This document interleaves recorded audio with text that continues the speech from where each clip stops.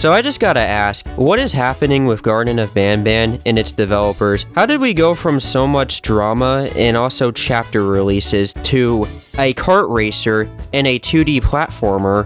What happened? The developers of this series have gotten into a lot of hot water, and then the 7th game came out, and the game was actually getting a bit of positive reception. I would have thought Garten of Banban would have stick to being a chapter-based game, nothing else. But now they're branching out with this series. We're getting a kart racer, and last month they announced a 2D platformer. What the heck is happening, guys? I gotta say, this Garten of Banban kart racer is actually looking kinda good. This game has a nice looking art style. It sort of feels like it's going for this weird retro aesthetic. It kind of looks like an N64 game. Maybe that's what they were trying to go for, maybe not, but nonetheless.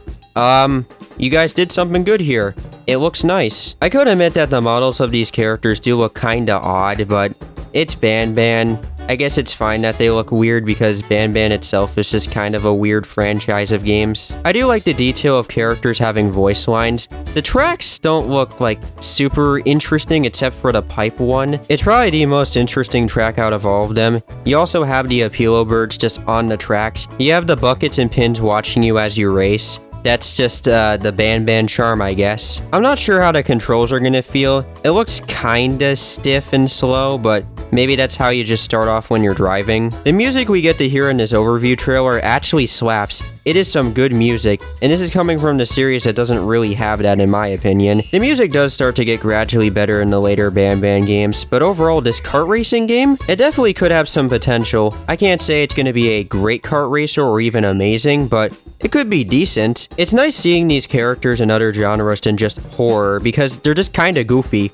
Why not throw them into a kart racer or a 2D platformer? Maybe I'm being too hopeful, but it seems like they're actually trying with their games now. It seems like they're trying to make something that could be good or decent. I just can't imagine that they're working on these games by themselves. They gotta be working with other developers out there, and if they are doing that, that's a pretty smart thing to do on their end. Just get more developers out there. Why not? Help them out with your games and that could maybe better them. Put as much time and effort into these games so you can make something of quality. I kinda want to cheer for them now, to be honest.